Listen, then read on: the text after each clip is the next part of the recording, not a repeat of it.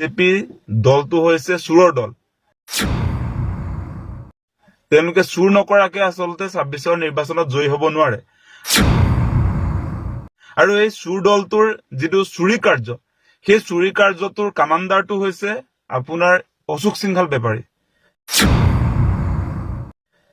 এই হাৰিয়ানাৰ পৰা যে মানুহজন আহি অসমত যে আপোনাৰ বৰ্তমান সময়ত মেইন মন্ত্ৰী যে হৈ গ'ল, এই মন্ত্ৰীজনে এতিয়া কি কৰিছে যে হাৰিয়ানা, উত্তৰ প্ৰদেশ, বিহাৰ সেই ৰাজ্যসমূহৰ পৰা অহা এই ভ্ৰাম্যমান ভোটাৰবিলাকৰ নাম অসমৰ সমষ্টিয়ে সমষ্টিয়ে তেওঁ সুমুৱাই দিবৰ কাৰণে এতিয়া এই এছআৰ নামত ভোট কাৰ্যটোৰ গোটেই মনিটৰিংটো তেওঁ কৰি আছে।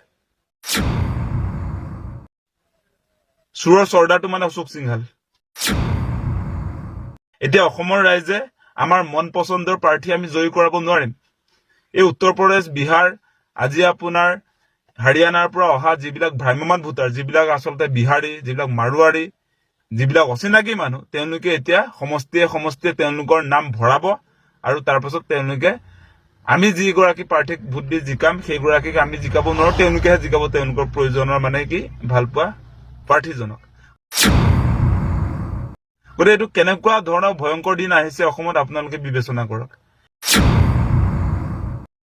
এতিয়া অসমৰ ৰাইজক আচলতে বিজেপি চৰকাৰে, বিজেপি দলটোৱে বৰ্তমান সময়ত আচলতে বিশ্বাসত ল'ব পৰা নাই আৰু তেওঁলোক কনফাৰ্ম হৈছে আৰু কনফিউজ হৈ আছে। বিজেপি দলটো বৰ্তমান সময়ত কনফিউজ হৈ আছে। তেওঁলোকে ২৬ৰ নিৰ্বাচনত যে নিজিকে সেই কথাটো তেওঁলোকে আচলতে গমেই পাইছে। সেইকাৰণে তেওঁলোকৰ উদ্দেশ্যটো এতিয়া হৈছে চুৰি কৰা। চুৰি কৰি তেওঁলোকে ইলেকশ্যনত জিকিব লাগিব। সেইকাৰণে এতিয়া আপোনালোকে দেখিলে নহয়, কালি বকু ছয়গাঁৱৰ ঘটনাটো পোহৰলৈ আহিছে। বকু ছয়গাঁৱত আপোনাৰ সমজিলা আয়ুক্তৰ কাৰ্যালয়ত তেওঁলোকে নিৰ্বাচন আয়োগৰ কম্পিউটাৰ অন কৰি তাত আপোনাৰ বিজেপি বিৰোধী ভোটাৰৰ নাম কৰ্তন কৰিলে। তাৰ পাছত আপোনাৰ সেই অচিনাকি মানুহৰ বিহাৰ, উত্তৰ প্ৰদেশৰ পৰা অহা মানুহ বা যিবিলাক আচলতে আপোনাৰ এই বহিৰাগত যিবিলাক মানুহ তেওঁলোকৰ নাম সংযোজন কৰি দিছে। এইটো সমষ্টিয়ে সমষ্টিয়ে চলি আছে গোটেই অসমত। গতিকে কেনেকুৱা ঘটনা বৰ্তমান সময়ত বিজেপি আমদানি কৰিছে আপোনালোকে নিজে এবাৰ ভাবি চাওক। মানে বিহাৰ, উত্তৰ প্ৰদেশৰ সেই দিনবিলাক অসমলৈ আনিব খুজিছে। SIR নামত যেনেকে বিহাৰ, উত্তৰ প্ৰদেশত ভ্ৰাম্যমান ভোটাৰ সৃষ্টি কৰি আপোনাৰ এই বিজেপি চৰকাৰ শাসনলৈ আহিলে, সেই একে প্ৰেক্টিচ আজি অসমত কৰিবৰ কাৰণে অশোক সিংঘালে আৰম্ভ কৰিছে।